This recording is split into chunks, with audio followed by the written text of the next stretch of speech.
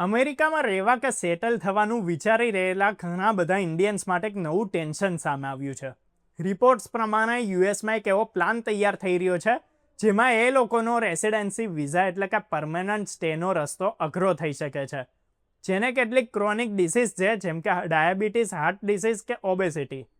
મતલબ જો તમારી હેલ્થ હિસ્ટ્રીમાં આ કન્ડિશન્સ છે તો હવે ખાલી પેપર વર્ક કે જોબ લેટર ઇનફ નહીં રહે, પણ એ જોવામાં આવશે કે તમારી medical condition US health system પર કોઈ બોજ તો નહીં બને ને. ત્યારે આ વિડીયોમાં આપણે સ્ટેપ બાય સ્ટેપ ફટાફટ જાણી લઈએ કે શું છે નવો ફેરફાર, કેવી રીતે એની ઇન્ડિયન્સ પર અસર પડી શકે છે, તો કયા લોકો પર સૌથી વધારે ઇમ્પેક્ટ પડશે, કોને અસર નહીં થાય, યુએસ સરકાર કેમ એવું કરી રહી છે, અને જો તમે એબ્રોડ જવાનો પ્લાન કરી રહ્યા છો તો તમારે શું પ્રિકોશન્સ લેવાના રહેશે, તો જાણી લઈએ. સૌથી પહેલાં સમજીએ કે નવા નિયમ કોના માટે છે. તો આ ડિસિઝન મેઇનલી એ લોકો પર લાગુ થાય છે કે જે પરમેનન્ટ રેસિડેન્સી મતલબ કે ગ્રીન કાર્ડ માટે એપ્લાય કરી રહ્યા છે, ચાહે ફેમિલી બેઝડ હોય કે એમ્પ્લોયમેન્ટ બેઝ કેટેગરીમાં હોય. એટલે એ લોકો કે જે અમેરિકામાં સેટલ થવાનું વિચારી રહ્યા છે અને લોંગ ટર્મ માટે સ્ટે કરવા માગે છે. હવે ઇમ્પોર્ટન્ટ વાત એ છે કે સ્ટુડન્ટ્સ આ ફેરફારમાં ખાસ કંઈ ઇમ્પેક્ટ નહીં થાય. જે ઇન્ડિયન સ્ટુડન્ટ્સ ભણવા માટે F1 વિઝા કે બીજા short term non immigrant visa પર જાય છે એમના માટે પહેલાંથી જ મેડિકલ ઇન્સ્યોરન્સની રિક્વાયરમેન્ટ હોય જ છે. એટલે એમને એવા માની લેવાય કે ભાઈ એ પોતાની રીતે હેલ્થનો ખર્ચો ઉઠાવી શકે છે. એટલે સ્ટુડન્ટ્સ માટે હાલમાં સિચ્યુએશન વધારે રિસ્કી નથી કહેવાય રહી. હવે સવાલ એ છે કે યુએસ સરકાર આ બધું કેમ કરી રહી છે. તો યુએસ સરકારે હાલમાં જ હેલ્થકેર અને મેડિકલ એડ પર ખર્ચો ઓછો કર્યો છે.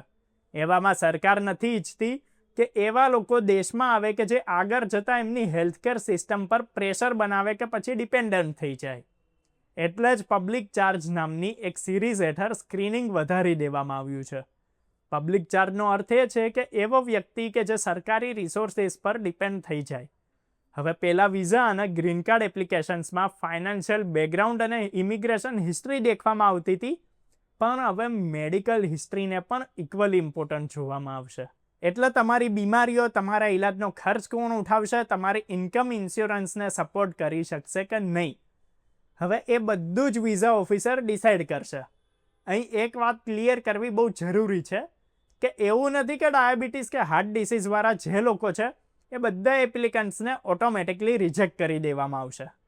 રિજેક્શન ત્યાં જ થશે જ્યાં ઓફિસરને એવું લાગે કે એપ્લિકન્ટ પોતાની મેડિકલ કેરનો ખર્ચો મેનેજ નહીં કરી શકે કે પછી આગળ જતાં એ યુએસ સિસ્ટમ પર ફાઇનાન્શિયલ બર્ડન બની શકે એમ છે. પણ પ્રોબ્લેમ એ છે કે ઇન્ડિયામાં ડાયાબિટીસ અને હાર્ટ ડિસીઝ બહુ કોમન છે. કેટલીય ઇન્ડિયન ફેમિલીઝમાં જેનેટિક કે લાઇફસ્ટાઇલ બેઝિસ પર આ કન્ડિશન હોય જ છે. અને એવામાં જો સ્ક્રીનિંગ વધારે સ્ટ્રિક્ટ થઈ જશે તો રિજેક્શન રેશિયો થોડો વધી શકે છે. ઇમિગ્રેશન એક્સપર્ટ્સનું કહેવું છે કે ભલે ડિનાયલ રેટ ભલે થોડો વધે પણ ઇન્ડિયન્સની સંખ્યા એપ્લિકેશનમાં વધારે હોય છે.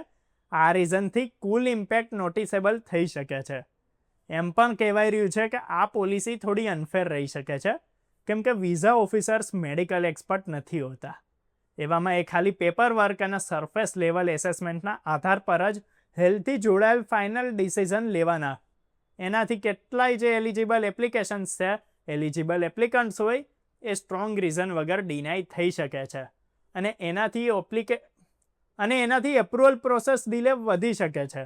હવે સૌથી ઇમ્પોર્ટન્ટ વાત એ છે કે ઇન્ડિયન્સ કઈ વાતોનું ધ્યાન રાખે અને કેવી રીતે પ્રિપેર્ડ રહે. જો તમે કે તમારા ફેમિલી મેમ્બર્સ યુએસમાં ફ્યુચર બનાવવા માંગો છો, રેસિડેન્સી ઈચ્છો છો, તો કેટલીક વસ્તુઓ પર તમારે ધ્યાન રાખવું પડશે. જેમ કે મેડિકલ રેકોર્ડ્સ અપડેટેડ રાખો, તમારા હેલ્થ રિપોર્ટ્સ, તમારા ટેસ્ટ રિઝલ્ટ્સ અને ટ્રીટમેન્ટ ડિટેલ્સ ક્લિયર અને ઓર્ગેનાઇઝડ હોવું જોઈએ. હેલ્થ ઇન્સ્યોરન્સ હંમેશા સ્ટ્રોંગ રાખો. તમારે બતાવવું પડશે કે તમારો ઇન્સ્યોરન્સ તમારી ટ્રીટમેન્ટ કોસ્ટ કવર કરી શકશે.